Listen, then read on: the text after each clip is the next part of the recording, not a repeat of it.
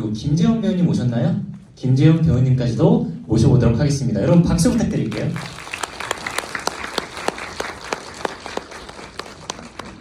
네. 끝에 앉아주시면 됩니다. 네, 박재익 배우님도 앞으로 나오시면 감사할 것 같습니다. 참고로 김종희 PD님께서는 미국에 계신 이후로 참석하지 못하셨습니다. 네, 자리에 앉아주실까요? 먼저 한 분 한 분씩 간단한 자기소개부터 듣도록 하겠습니다. 네, 안녕하세요. 당연한 이야기 연출 맡은 이소연입니다. 감사합니다. 촬영 맡은 김사나입니다. 사무장 맡은 박성미입니다.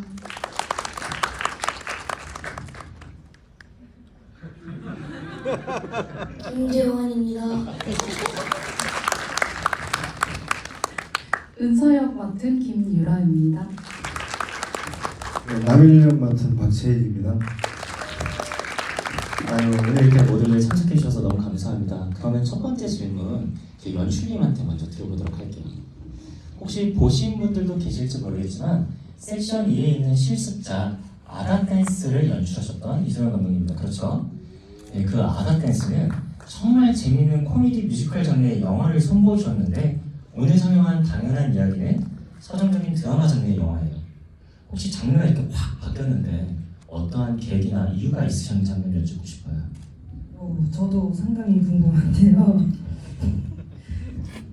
이 계기라고 할 거보다는 사실은 아다펜스 이전에 찍었던 영화도 사실 당연한 이야기와 오히려 조금 더 닮아있는 드라마 장르를 찍었었습니다. 예.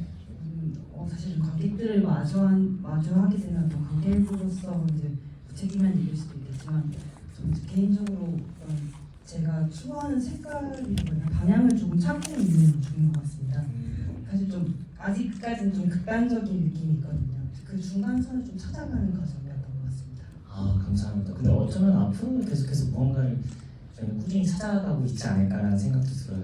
그러면 어떠한 생각과 의도에서 당연한 이야기가 시작되었는지 그리고 그 제목이 왜 당연한 이야기인지도 한번 여쭙고 싶습니다.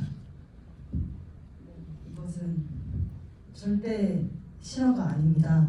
하지만 이제 저희 아버지를 사실 떠올리면서 이제 쓰게 됐던 작품인데요.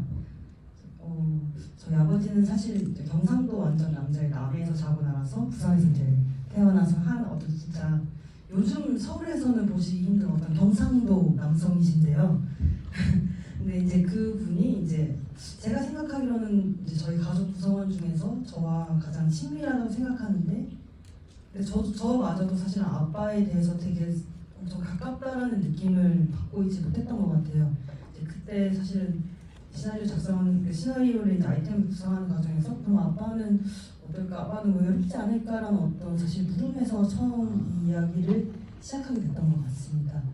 그리고 이제 당연한 이야기라는 제목은 좀 길 것 같은데 이게 사실 영재가 낯설겠지만 이제 자이 가르닉 이펙트라고 이제 비춰놨는데요. 이게 사실은 미완성 효과라는 뜻이에요. 말은 사실 어렵지만 이제 그 첫사랑을 이제 이루어지지 못한 첫사랑이 이제 계속 기억에 남는 것처럼 완성되지 못한 일은 계속해서 이제 기억에 계속 남는다라는 어떤 말인데, 사실은 이제 은서라는 인물이 이제 가족을 떠나기 직전의 상황에서 사실은 은서는 이 가족 구성원이 되는 것도 이제 끝나는 것도 본인의 선택이 없었단 말이죠. 그래서 조금은 자기의 어떤 식으로 엔딩을 내고 싶었던 은서가 그 일을 좀 완성하기 위해서 이제 이러한 일들이 벌어졌다. 은서의 마음, 은서는 알았을지 모르겠지만 이제 그런 의미에서 사실은 그 영재를 지었고요. 그리고 또 이렇게 사실은 누군가가 이렇게 이제 가족이라는 것을 만나고 헤어지고 또 다른 어떤 것을 찾는 것으로 이게 사실은 우리 모두에게 당연한 이야기가 아닐까 해서 제목은 당연한 이야기로 짓게 되었습니다. 감사합니다. 또 질문 중에 영재에 대한 질문도 있었는데 이렇게 영재까지도 말씀해 주셔서 감사해요. 네, 그러면 저희 촬영 감독님한테도 한번 질문을 드려볼게요. 어쩌면 저희 카파 내에서는 다 알고 있는데 이 정규과정 실사극 영화 9편 중 가장 먼저 들어가게 된, 그죠? 그래서 준비도 빠듯했고 어떤 부분에서 가장 어려움이 있으셨을까? 그게 궁금합니다. 근데 영화를 하면은 이게 시간이 얼마나 있든 간에 항상 뭐 다른 예술도 그렇겠지만 다른 작업들도 마찬가지고 시간이 얼마나 있든 간에 항상 부족하잖아요. 그래서 사실 시간에 대한 게 어려웠다기보다는 저는 누군가를 나와 함께 일하는 사람들을 진심으로 믿고 서로에게 맡겨줄 수 있는 것, 그런 태도를 갖는 것이 되게 어렵다고 느꼈어요. 이게 뭐 연출자를 못 믿는 이런 얘기가 아니라 그냥 때로는 다들 지치고 힘들어서 자기가 해야 할 부분들을 하기 싫어하는 마음이 들거나 아니면은 자기가 하지 않고 다른 사람에게 맡겨야 되는 부분을 자기가 집착하게 될 때가 있잖아요. 네. 그런 일들을 조금 이렇게 그런 무거운 마음들을 좀 내려놓고 서로 진심으로 믿어가면서 하는 것, 그 신뢰, 네, 그걸 갖는 게 얼마나 어려운지 좀 많이 배웠던 것 같습니다. 좋은 얘기 감사합니다. 질문 하나 더 드리고 싶었는데 느리셔가지고 일단 넘어가도록 하겠습니다. 네, 우리 사운드 감독님. 네. 영화 전체적으로 봤을 때 로케이션이 정말 많았던 것 같아요. 그 로케이션에 따라서 어려움은 없으셨는지 한번 여쭤보고 싶네요. 로케이션마다 있긴 했는데요. 이제 영화를 이제 관객분들 입장에서 봤을 때 후반에서 좀 이 영화가 통일감 있게 보였으면 좋겠다라는 생각에 이제 차 안에서 도시로 넘어간다든지 도시에서 숲속으로 넘어간다든지 하는 그런 변화들의 대비감을 조금 관객들이 보셨을 때 좀 기분 좋게 느끼셨으면 좋겠다, 매끄럽게 느끼셨으면 좋겠다, 이런 연결성을 주는 데 조금 신경을 썼던 것 같아요. 그리고 앰비언스에 관련돼서도 되게 주되게 고민하셨던 부분이 있다고 들었어요. 들으셨던 분들 중에는 좀 마지막 씬이 시끄럽다고 느끼신 분들도 계셨을 것 같아요. 그 공사장에서 이제 딸하고 아버지하고 이별을 하는 장면인데요. 이게 사실 크리틱 과정 중에도 얘기가 많았어요. 너무 시끄럽다. 이 이별 마지막 장면을 왜 이렇게 처리를 했냐는 그 질문 많이 받았었는데 이 공사장 소리를 빼는 게 잘 안 되더라고요. 이게 뭔가 좀 기분 좋은 이별 같지만 뭔가 해결된 게 없어 보여서 그래도 어느 정도 나름의 좀 찝찝함을 남기고 싶었던 것 같아요. 좀 이들의 이별이 그렇게까지 훈훈하거나 해결된 것처럼 보이지 않았으면 좋겠다라는 걸 좀 넣고 싶어서 이렇게 디자인한 것 같습니다. 감사합니다. 옆에 계신 우리 김재웅 배우님한테 혹시 촬영하면서 어려우셨던 건 없었어요? 없습니다. 보셨죠? 이렇게 말은 간결하고 짧게 하시는 겁니다. 아셨죠? 그럼 한 가지 더 여쭤볼게요. 그럼 가장 기억에 남았던 촬영은 어떤 게 있을까요? 어떤 장소나 어떤 장면이나?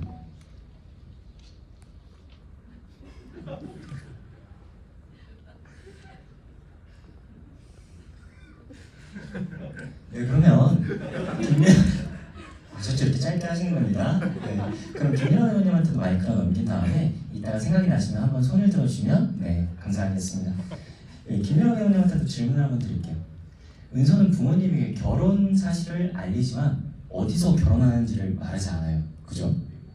왜 그랬을까요? 모든 사랑에는 거리가 있잖아요.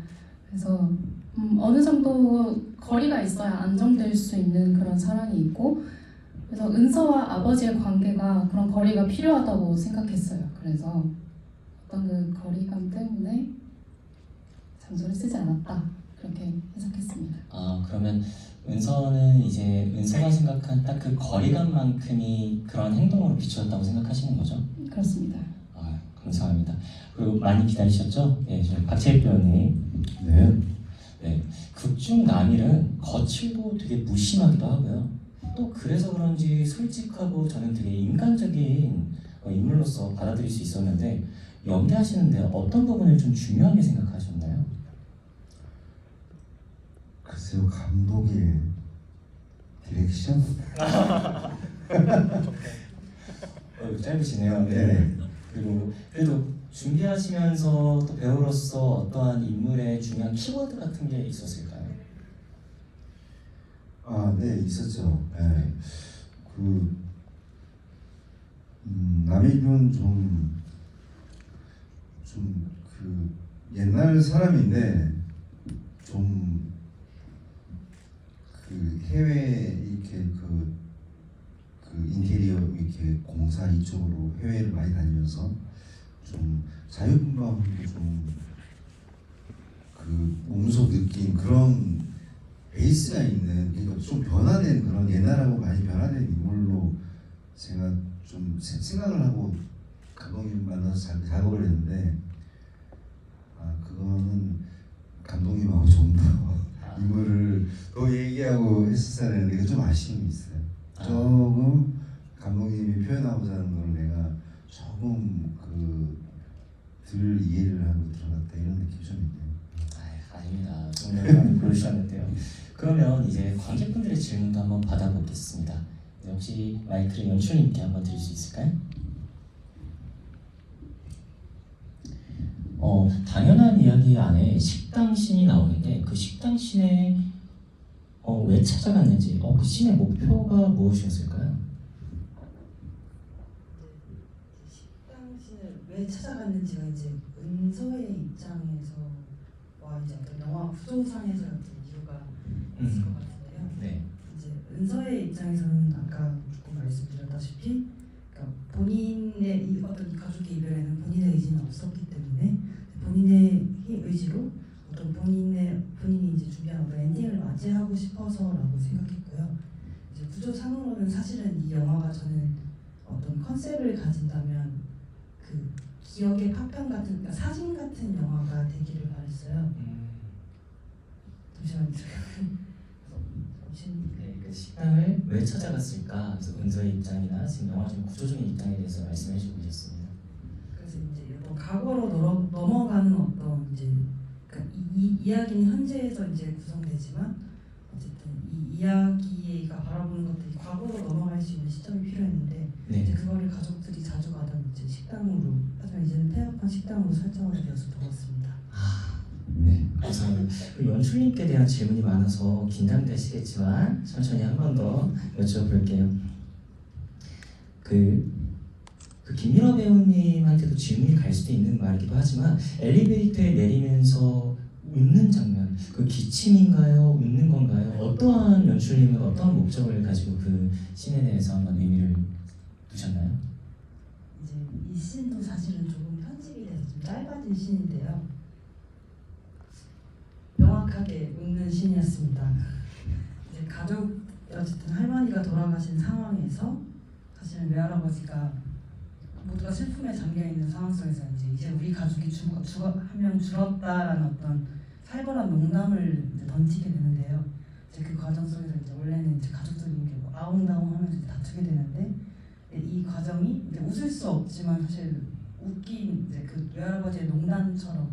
근데 이제 사실 이야기를 시나리오를 쓰면서 사실 대사를 좀 신경 쓸 때 남들이 볼 때는 이런 말을 서로 해도 돼라고 생각할 수 있지만 좀 날선 농담을 하는 게 이 가족들의 어떤 대화 합법, 이 캐릭터들, 이 가족들을 좀 묶어줄 수 있는 키워드라고 생각했던 것 같아요.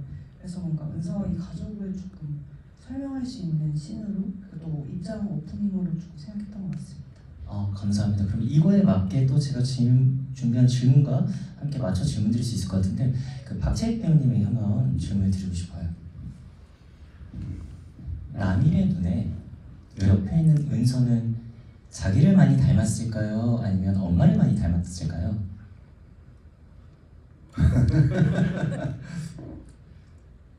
엄마? 계속 부정하시는 네. 네. 엄마? 아니. 결코 이제 나는 닮지 않았다, 그죠? 네. 아, 닮았겠죠. 네.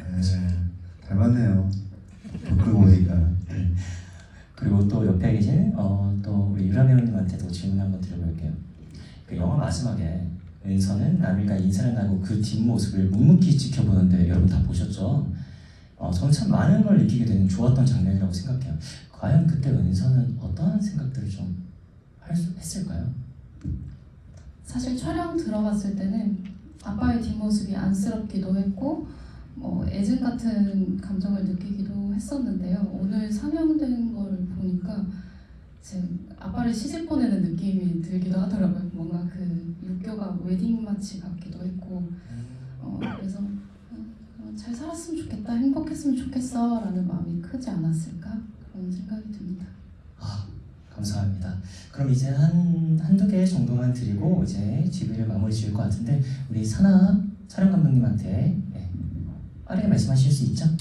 예, 빨리 말해보도록 하겠습니다. 네. 옥상에서 은서와 아빠가 말다툼하는 도중 카메라를 쳐다보는 듯한 정면 클로즈업 샷이 쓰이는데 이러한 샷을 사용한 이유가 궁금하다고 하십니다.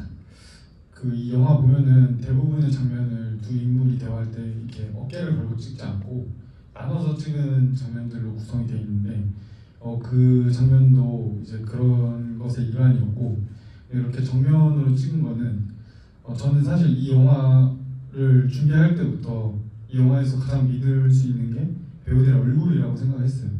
그래서 배우들의 얼굴을 이렇게 딱 정면으로 보여줬을 때 가지고 있는 힘이 있다고 생각했고 저는 그거를 좀 제가 그 촬영자로서 좀 이렇게 배우들의 얼굴에 이렇게 좀 얹혀가고자 그런 샷을 선택을 했습니다. 네, 그럼 연출님의 마지막 질문인데요. 관객분들이 당연한 이야기의 영화를 보고 어떤 걸 주되게 느꼈으면 좋겠다고 생각하시는지. 주되게 느꼈으면 하는 어떤 저의 바람. 네, 그렇겠죠? 사실은 뭔가 저는 이 영화가 그러니까 사진 같은 어떤 기억의 파편 같은 느낌으로 이제 만들었기 때문에 그러니까 조금 더 사실은 이게 전혀 영화에 설명되지 않고 나와 있지 않지만 어떤 컨셉이나 촬영 사실 샷 이런 거 구성을 할 때 이 영화를 이제 은서가 나중에 이제 집을 나가서 이제 본인의 가정을 이루고 이제 조금 더 한 10년, 20년 정도 지났을 때 그 사진을 다시 꺼내보는 것처럼 이 일을 다시 이제 들춰보는 어떤 느낌이 들었으면 좋겠다라는 생각으로 사실은 어떤 전체적인 컨셉을 짰었거든요. 그래서 사실 저는 그냥 모두가 가지고 있었을 때 그 시기를 그냥 한 번쯤 떠올릴 수 있으셨으면 좋겠다. 그냥 과거 어떤 무언가를 이제 떠나보내는 그 순간을 한 번쯤 떠올릴 수 있으셨으면 좋겠다라고 생각하고 있습니다. 감사합니다. 아마 지구의 마지막 질문은 김재원 배우님한테 갈 것 같습니다. 아까의 질문이 어려우셨다면 영화를 이렇게 보시고 나서 어떤 기분이 드셨는지 마지막으로 말씀해 주시면 감사할 것 같아요. 촬영할 때는 몰랐지만 그 영화 보면서 느낀 게 재밌었어요.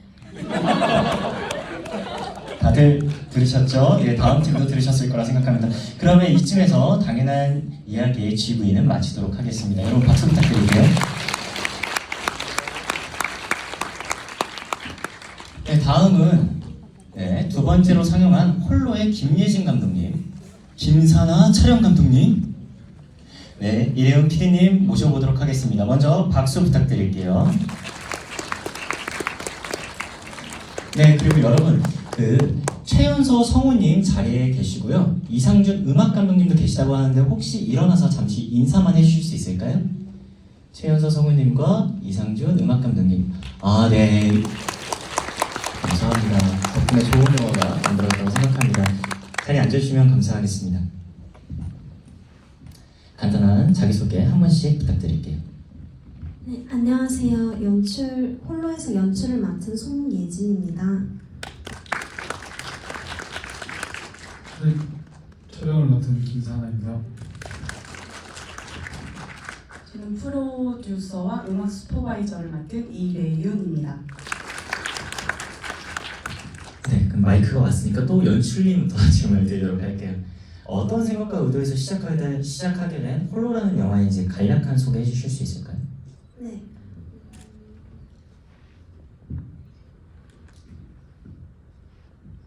홀로는 보셨겠지만 중학교가 배경이잖아요.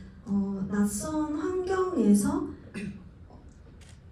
이 주인공이 마음이 작아지고 무서워지는 감정을 먼저 떠올렸어요.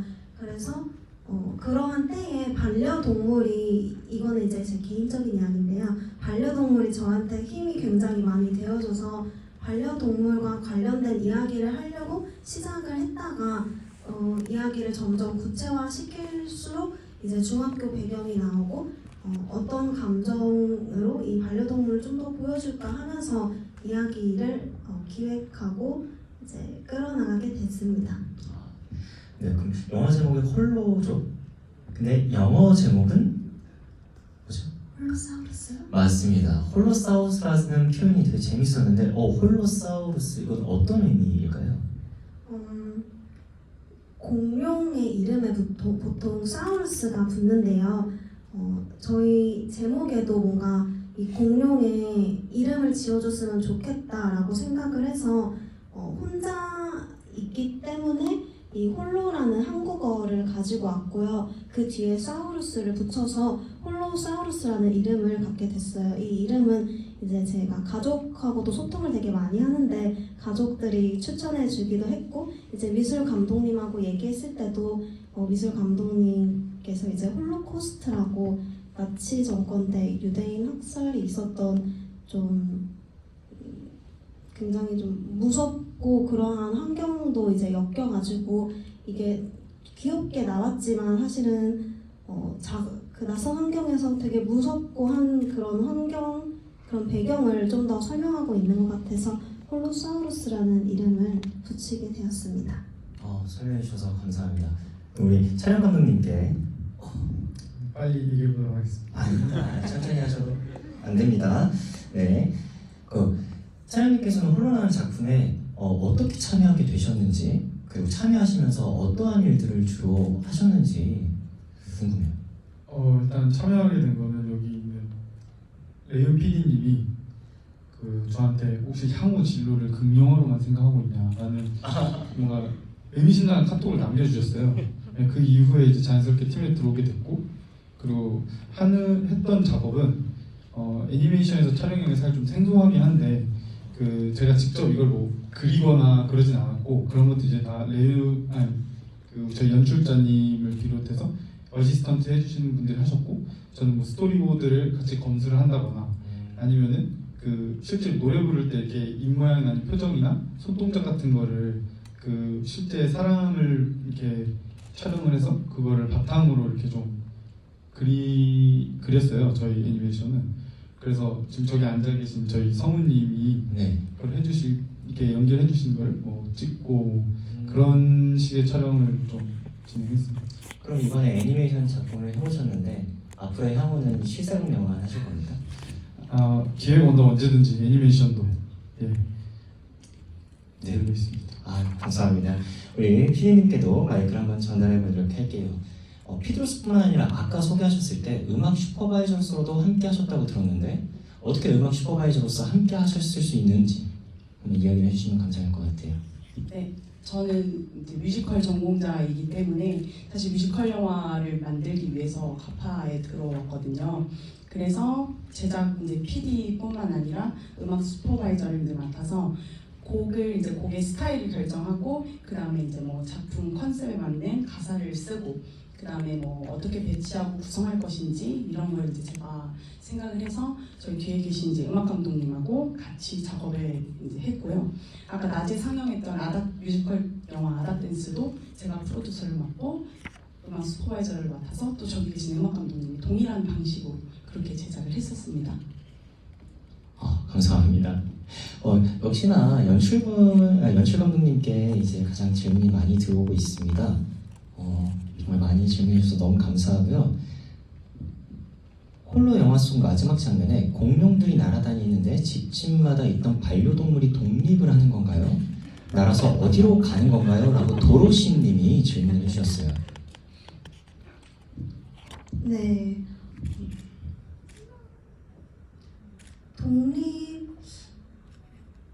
독립이라고 표현을 한다면 그 표현도 맞을 수 있을 것 같아요. 이 주인공 소희가 하늘을 날아다니면서 다른 친구들도 공룡과 헤어지는 모습을 보는 장면이었어요. 그래서 그 공룡들도 소희와 이제 헤어지는 것처럼 그전에는 같이 있었지만 이제 너가 혼자여도 충분히 힘이 있다라는 것을 보여주는 장면이었습니다. 그럼 그 장면과 더불어서 그러면 밤하늘의 그 비행은 어떻게 주인공의 자신감을 키워줄 수 있었을까요?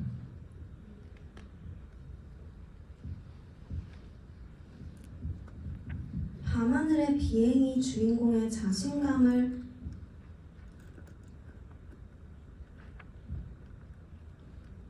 키워주는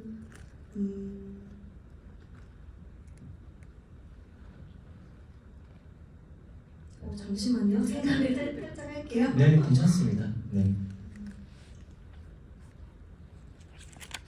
소희의 자신감은 공룡과 함께 하늘을 날면서 새로운 세상을 보면서부터 시작이 된 것 같아요. 네. 그래서 하늘을 날면서 비행을 하면서 땅에 우리가 이제 땅을 걸으면서 육지에서 봤을 때나 하늘을 날아다니면서 세상을 봤을 때는 또 더 넓은 세상을 보면서 다양한 감정을 느끼기도 하잖아요. 그런 시각으로 보시면 될 것 같습니다. 그리고 위에 있었던 엄지척 프로더님이 질문해 주셨는데 이 홀로라는 이 귀여운 캐릭터의 탄생 배경 네, 소희라는 인물이 이렇게 귀엽게 바라보신 것 같아요.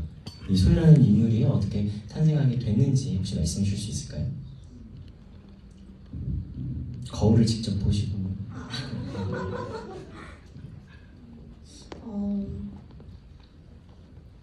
만들고 나서 보니까요, 제가 저의 취향이 많이 담겨 있다라는 생각을 했어요.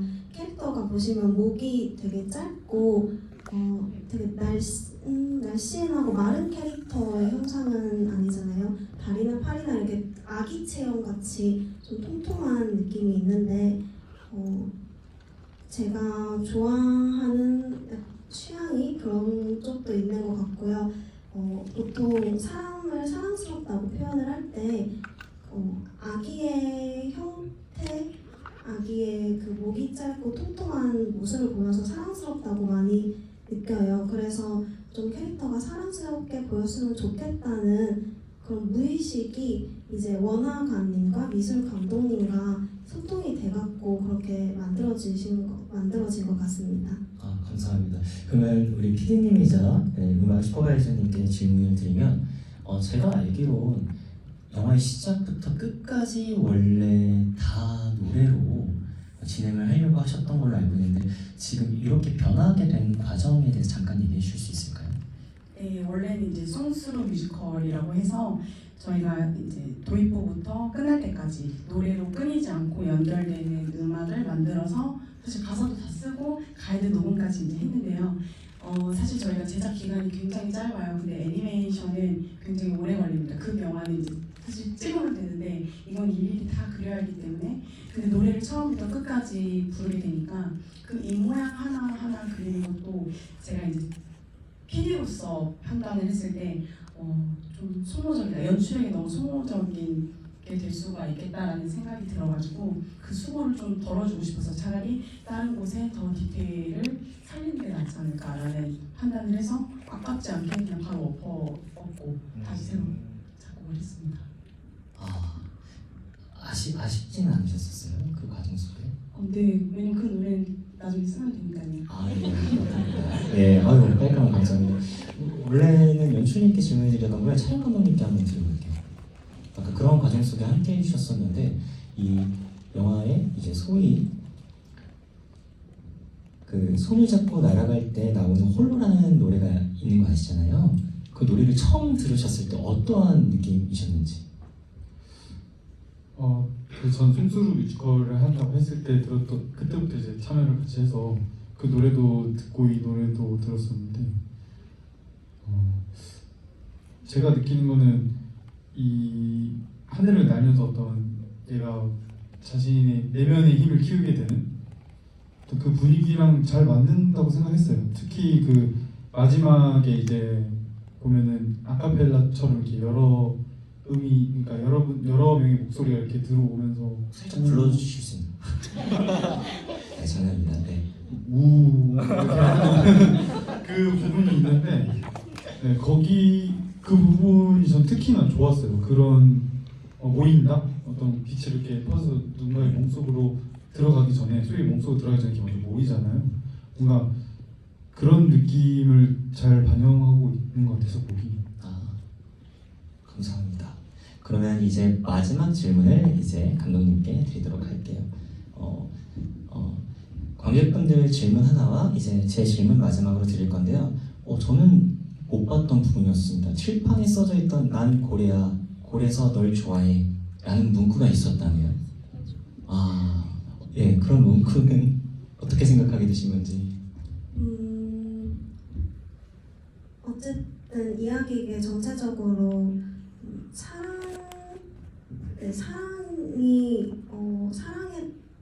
얘기를 하고 싶었어요. 그래서 이렇게 저만 알 수 있게, 물론 보신 분들도 알아채셨겠지만 그런 조금 장난을 치고 싶었습니다.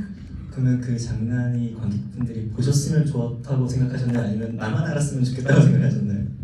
보셨으면 좋겠다 생각했어요. 저만 알기에는 조금 크게 적혀 있었어요. 그럼 마지막으로 감독님께 질문 드립니다. 앞으로 생각하고 계신 행보에 대해 짧게 여쭙고 싶어요. 어떠한 계획들을 가지고 계시고 또 저희는 어떠한 마음으로 감독님을 다음 작품을 기다리면 좋을지 여쭤보고 싶습니다. 앞으로도 애니메이션 작업을 하고 싶고요. 현재는 그림책을 준비하고 있어요. 애니메이션은 아무래도 혼자 제작을 할 수도 있지만 팀원들이 혼자 제작하기에는 또 시간이 굉장히 많이 들기 때문에 그림책으로 이야기를 이어가는 걸 생각하고 있고요. 세이렌의 싸움이라고 해야 되나? 누가 바다에 빠질 것인가 하면서 싸우는 그런 내용을 생각하면서 기획을 하고 있고요. 이번 연도 10월 달에 그림책 전시를 예정 중에 있어요. 그리고 그 이후에도 장편 시나리오를 준비하면서 계속적으로 작품을 이어가고 싶은 마음입니다. 네. 감사합니다. 그러면 이 정도에서 이제 홀로의 GV는 마치도록 하겠습니다. 다시 한번 큰 박수 부탁드릴게요. 감사합니다. 감사해요. 네, 그럼 이제 마지막 작품이죠. 세 번째로 상영한 탈출 속도에 박세용 감독님, 성다빈 촬영 감독님, 이정환 PD님, 강성찬 사운드 감독님, 안태하, 이진아 배우님 모셔보도록 하겠습니다. 저쪽에서 나오시네요. 네. 그럼 박수 부탁드릴게요. 네, 여기 차례대로 앉으시면 됩니다. 네, 이진아 배우님도 끝에 앉으시면 감사하겠습니다. 그럼 역시나 간략하게 소개 한 번씩 부탁드릴게요. 네, 안녕하세요. 이번에 탈출 속도 연출 맡은 박세용이라고 합니다. 네, 안녕하세요. 탈출 속도 촬영 맡은 송다빈입니다. 네, 안녕하세요. 탈출 속도 프로듀싱 맡은 이정환입니다.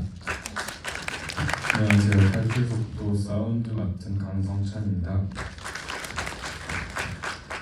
안녕하세요. 탈출 속도에서 재현역 맡은 카파 액터스 1기 안태하입니다. 반갑습니다. 안녕하세요. 탈출 속도에서 희은 역을 맡은 이진하입니다. 네, 역시나 제 질문들로 먼저 시작을 해보도록 하겠습니다. 혹시 연출님께 먼저 마이크를 드릴 수 있을까요? 감독님, 영화 제목이 탈출 속도예요, 그죠? 영화 제목이 왜 탈출 속도인지 한번 짧게 말씀해 주시면 감사할 것 같습니다. 네, 탈출 속도는 과학 용어라고 보시면 되는데요. 그러니까 저희가 인공위성 같은 물체가 궤도에 안착하기 위해서는 이제 지구의 중력을 벗어나야 되는데 그 중력을 벗어나서 다시 궤도에 오르기 위해서 필요한 최소한의 속도를 탈출 속도라고 부르더라고요. 저는 이건 아니어서 저도 처음 알았는데 이게 저희 영화랑 가장 적합하다는 생각이 들어서 이 제목으로 정했습니다. 그럼 방금 말씀해 주셨던 어떤 궤도, 그럼 영화 속에서의 궤도는 어떤 비유적으로 말하면 어떤 게 있을까요? 그거는 제가 너무 이렇게 정하는 것 같아서. 역시. 네, 그럼 다음 질문도 한번 드릴게요.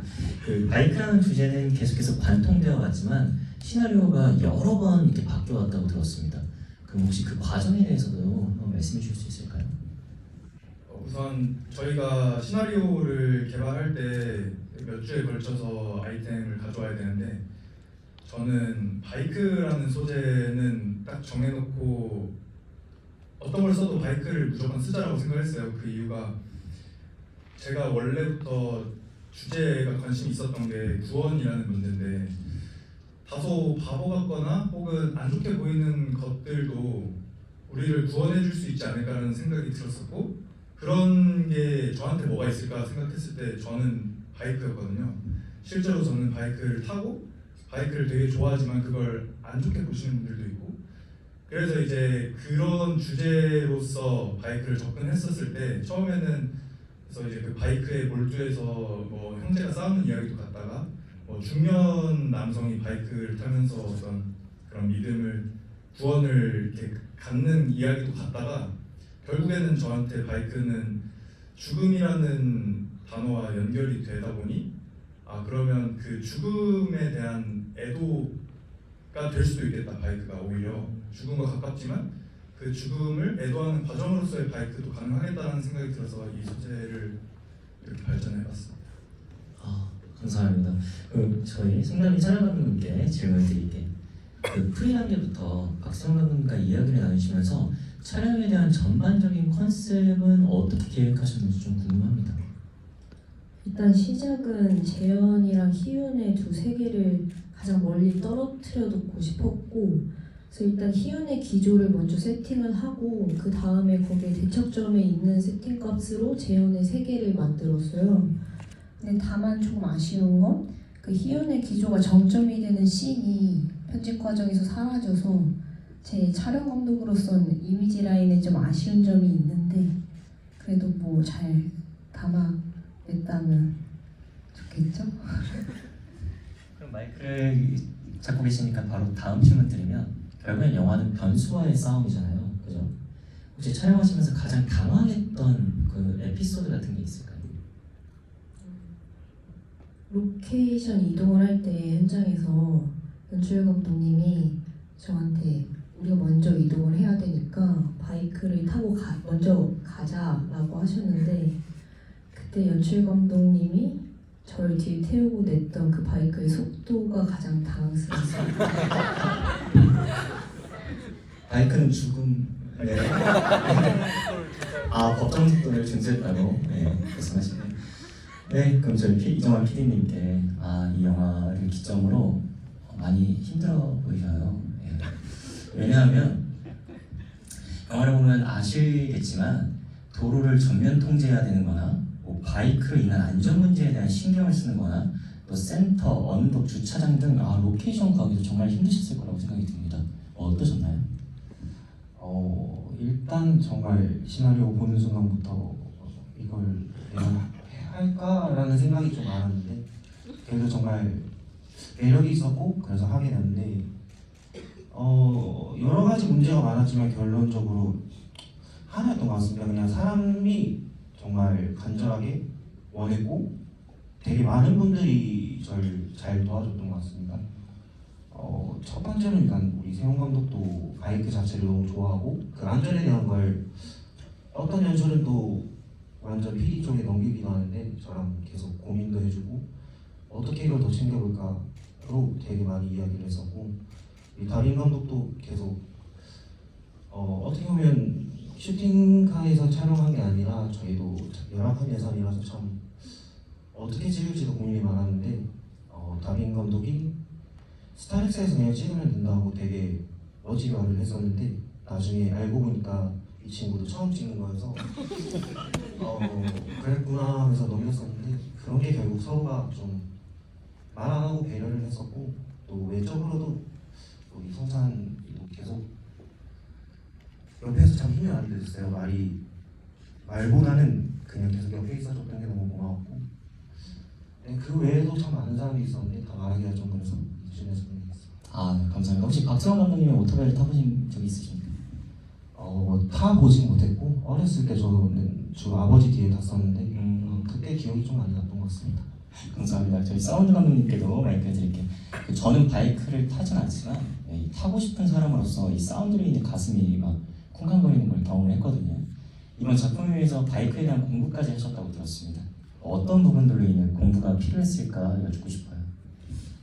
우선 바이크에 대해서 막 엄청 찾아보고 그런 건 아니고요. 근데 저도 면허가 없고 바이크를 타보질 않아갖고 제가 감독님을 좀 많이 괴롭혔어요.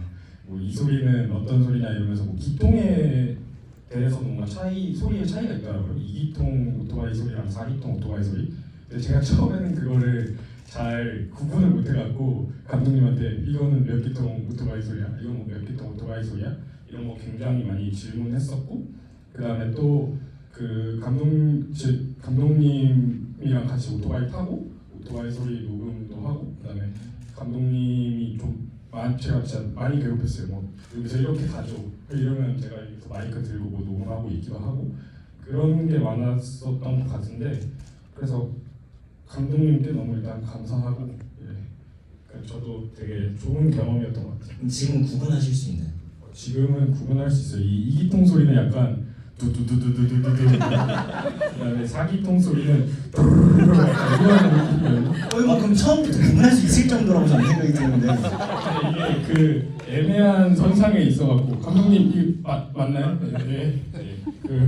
지금은 좀 어느 정도 구분이 가능합니다. 감독님으로서 사운드를 극명하게 대비시켜서 말씀해주셨다고 저는 생각을 하겠습니다. 네, 그러면 우리 배우분들 많이 기다리셨죠? 안태 배우님. 네. 개인적으로 저는 연기하신 바이크 수리공에 대한 사실적이었다는 생각이 들어요. 여러 가지 장비들을 막 능숙하게 다루시는 모험에 대한 익숙함이나 혹시 전에 일을 해보신 경험이 있으신 건지. 없습니다. 끝인가요? 네. 그래서 그러면 그걸 표현하기 위한 노력은 뭐가 있었을까요? 일단은 바이크 센터에 이제 찾아가서 이제 센터를 운영하시는 분들께 직접 어떤 곳을 만져야 하고 그 다음에 견습공 상태에서 접근할 수 있는 정도의 수리가 어떤 게 있는지 공부를 하고 배운 다음에 그리고 시나리오에 녹여서 좀 어떤 비즈니스를 만들어갔던 것 같습니다. 네. 그런 부분들이 제가 느끼기에는 되게 촘촘했다고 생각이 듭니다. 이진아 배우님. 제가 정확히 알고 있는 건 모르겠지만 감독님께서 되게 배우님과 함께 작품하게 되고 나서 되게 좋아하신 걸로 알고 있어요, 그죠? 그러면 처음 이렇게 영화 관련 연락을 받으셨을 때나 시나리오를 처음 받으셨을 때 혹시 그때 기억이 나시면 어떠셨는지 한번 여쭤보고 싶어요. 일단 PD님을 통해서 연락을 받게 됐고요. 그때는 대략적인 신호과 함께 연락을 주셨는데 일단 카파라고 하는 네임드가 있으니 되게 두근거리는 마음으로 컨택을 주고받았던 것 같습니다. 그러면 생각보다 많은 고민은 안 하신 상태로 그냥 작품을 함께 하고 싶다는 의견을 말씀하셨나요? 네, 가뜩이나 작품이 들어오면 너무 감사할 일인데 카파에서 연락을 주시니 저는 너무 감사하게 참여를 했습니다. 그러면 또 이진아 배우님한테 이어서 질문을 하나 더 드려볼게요. 아직 미혼이실 텐데 남편을 잃은 희운을 연기하는 데 있어서 어려움이 있으셨지 않았을까 그런 생각이 좀 들었습니다. 네, 물론 그게 가장 큰 어려움으로 다가왔던 것 같아요. 아무래도 누군가를 죽음으로 잃어본 경험은 배우로서는 운이 좋게 그 근래에 있기는 했지만 그래서 운명처럼 탈출 속도라는 작품이 다가오기도 했고, 하지만 그게 또 남편이라는 존재를 상실한 거랑은 굉장히 차이점이 있을 거잖아요. 그래서 네, 거기에 대한 고민을 많이 했던 것 같습니다. 감사합니다. 그 관객분들 질문으로 들어가는데 그래도 바로 그럼 아내 희우는 앞으로도 계속 바이크를 탈 거라고 생각을 하십니까?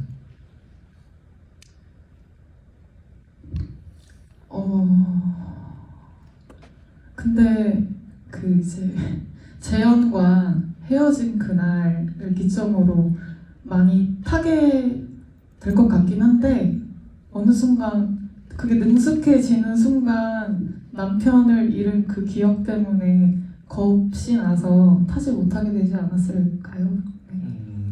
감사합니다. 안태하 배우님에 대한 질문인데요. 연기를 하시면서 느낀 주된 정서라고 하셨는데 그와 함께 좀 더 그냥 구체적인 장면에 대해서도 한번 여쭤본다면 영화 마지막 재현은 이제 희운과 같은 신호 아래 대기를 하다가 희운은 저 멀리 떠나게 되잖아요. 그 뒷모습을 꽤 오래 지켜보시던데 그때 느낀 주된 정서가 어떤 정서였을까요? 캐릭터의 정서를 말씀하시는 거겠죠. 네, 맞습니다. 인물 재현은 어떤 마음을 가지고 그 뒷모습을 바라봤을지가 궁금합니다. 괜찮을까? 괜찮겠지? 뭐 이런 생각을 했을 것 같고요. 예, 그리고 사실 대사가 있었습니다. 그때 그 핸드폰을 꺼내면서 대사가 있었는데 어떤 이후 포스트 과정에서 여러 논의를 거쳐서 대사를 없는 게 느낌이 좋겠다 싶어가지고 네 그렇게 됐었습니다. 결국엔 괜찮을까? 괜찮겠지였네요, 그죠? 잘 됐으면 좋겠다. 앞으로 쭉쭉 나아갔으면 좋겠다. 점점 말이 계속 붙네요, 그죠? 네. 감사합니다. 연출님께 한번 질문을 드려볼게요. 저도 이 대사를 좀 좋아해가지고 그 무서워서 바이크를 탄다고 하는 대사가 인상적이었다가 위험해도 살아가는 삶 같다. 헬멧은 그래도 안전기지가 되어주는 사람 같은 존재일까요? 이 대사의 의미에 대해서 한번 말씀해 주시면 좋을 것 같아요. 그 오토바이를 타면서 가장 많이 듣는 소리가 너 안 무섭냐? 죽을까봐 안 걱정되냐? 그때마다 제가 느끼는 건 저는 정말 무서워하거든요. 오토바이 타는 걸. 근데 오토바이를 그래서 타는 거구나라는 걸 깨달았어요. 그 최근에 그 바이크 영화를 어쨌든 준비하면서 막 검색을 하다가 되게 인상 깊은 글 하나 봤어요. 그 바이크 카페에서 그분이 무서워서 오토바이를 탄다고 쓰셨더라고요. 그 이유가 무서워서 거기에만 집중하게 된다. 다른 거에 집중할 새가 없다. 그래서 저도 오토바이를 타게 되는 것 같더라고요. 감사합니다. 그러면 좋은 질문이 있어서 죄송하지만 마이크를 다시 한번 진아 배우님 쪽으로 한번 가보도록 하겠습니다. 그 진아 배우님이 처음 재연을 마주했을 때 샤워하고 미소? 별로 슬퍼하지 않는 느낌이었는데 그거는 어떤 감정의 연기였는지, 그리고 바이크는 대역분이 좀 도와주신 걸로 알고 있는데 혹시 바이크에 도전하고 싶은 생각은 없으신지 뭐 이렇게 질문이 왔네요. 네, 우선 첫 번째 질문으로 재연을 처음 맞이했을 때 그렇게 미소를 띈 것으로 보였잖아요. 근데 그 이유는 이제 시나리오 논의를 하면서 많은 얘기가 왔지만 일단 저한테 재연이라는 인물은 그냥 그날 하루 바이크를 가져다 주는 사람. 근데 그런 사람에게 남편이 죽어서 정도의 그런 큰 슬픔을 굳이 내비칠 것 같지 않았어요. 네, 그게 가장 컸고, 네, 사람이 그렇잖아요. 항상 그런 큰 상실을 겪었다고 해도 항상 이렇게 울상으로 슬픔에 젖어서 네, 지내지 않을 거라는 생각이었고요. 네, 오히려 좀 가면을 쓰고, 그리고 거기엔 추가적으로 너무 말이 길어져서 죄송해요. 근데 괜찮습니다. 네, 사람이 슬픔을 되게 우리 탈출 속도라는 제목처럼 저마다 슬픔을 이제 겪고 거기서 탈출하는 그 속도가 다른 건데 희은이라는 인물은 좀 방식과 그걸 좀 가리면서 혼자 좀 고장난 사람으로 저는 좀 컨셉을 잡아서 연기를 했습니다. 많이 질문을 해주셔서 감사합니다. 그리고 혹시 바이크에 대한 도전에 대한 게 있다면? 네, 저는 예전에 스쿠터를 1년 정도 탔었는데요. 그러고 나서 지금은 차를 운전하고 있는데 차를 운전하다 보니까 이륜차는 절대 안 되겠더라고요. 너무 위험할 것 같아서 이륜차 운전자들이 너무 위태로워 보여서 그렇습니다. 의향이 없습니다. 네, 알겠습니다. 그럼 이제 마지막으로 이제 연출님께 한 2가지 질문을 드리고 마무리를 지으려고 합니다. 그 여러 편의 정규 과정 중에 특히 정말 키스텝 분들 그리고 배우분들과 끈끈하셨던 촬영으로 알고 있습니다. 그 제작 백서에도 서로의 영역을 침범하고 침범당했다는 재미있는 표현을 사용해 주셨는데 그렇게 이 함께하는 것들을 이 소통을 중요시한 이유가 있을까요? 사실 이게 너무 모범적인 답안이 될 것 같아서 좀 그렇긴 한데 재밌게 같이 해주시면 좋겠습니다. 그러니까 제가 그렇게 능력이 있는 감독이 아닙니다. 그래서 솔직히 좀 기대고 싶었고요. 제가 촬영과 배우의 연기를 혹은 사운드를 그리고 PD적인 일을 당연히 저분들보다 못하겠죠. 그래서 이 영화를 최선으로 만들려면은 무조건 소통을 했어야 됐고 다만 그게 소위 친절한 방식이면은 할 말이 제대로 안 나오고 영화가 제대로 되지 않을 거라는 판단이 들어서 좀 너무할 정도로 친해지려고 노력을 했고 다만 너무 친해지면 오히려 그게 문제가 될 수 있어서 솔직히 저는 지금도 태아 형님과 엄청 친하지만 좀 불편하고 무서울 때가 있거든요. 그 정도의 거리를 되게 유지하려고 노력했던 것 같습니다. 그 침범을 당했던 키스텝분들한테 질문하지 않겠습니다. 네, 표정으로 알아서 받아주겠습니다. 그럼 마지막 질문이에요. 탈출 속도가 우리 관객 여러분에게 어떻게 이해되기를 바라고 어떠한 영화로 남았으면 좋겠는지 마지막 얘기해 주시면 감사하겠습니다. 네. 저는 이 재현이라는 캐릭터에 대해서 굉장히 많이 고민을 했었습니다. 아무래도 너무 관찰자가 아니냐라는 스스로 자문도 했었고 얘기도 많이 들었었고 어떤 결핍이나 그런 것들에 대해서 같이 가지고 있어야 좀 더 이야기들이 풍부해지지 않을까라는 고민들을 당연히 했었는데 그러지 않았던 이유는 제가 이 영화를 처음 시작할 때 저도 그런 죽음에 대한 걸 직접 겪어보지 못했지만 간접적으로 경험해보면서 그리고 과거의 그런 경험들을 떠올리면서 그럴 때 정말 슬프고 공감되고 마음이 아팠고 위로하고 싶었다는 생각을 많이 했었어요. 근데 나처럼 그런 죽음을 겪어보지 않은 사람이 감히 그런 거에 대해 위로할 자격이 있을까? 이런 고민들을 많이 했었고 그럼에도 불구하고 우리가 그런 마음이 들 때 그럼 어디까지 위로해도 될까? 그런 고민들을 많이 하게 됐습니다. 그래서 재현이라는 캐릭터가 철저하게 저희 같으면 또 어떤 상실을 가진 분들이 있을지 모르니까 나 같은 상실을 겪어보지 않은 사람이어야지만 그 사람이 그런 것들을 마주했을 때 변하고 또 그런 고민들을 하고 그런 것들을 보여줄 수 있겠다라는 생각이 들어서 재현이라는 캐릭터가 다소 밋밋하게 만들어졌을 수도 있어요.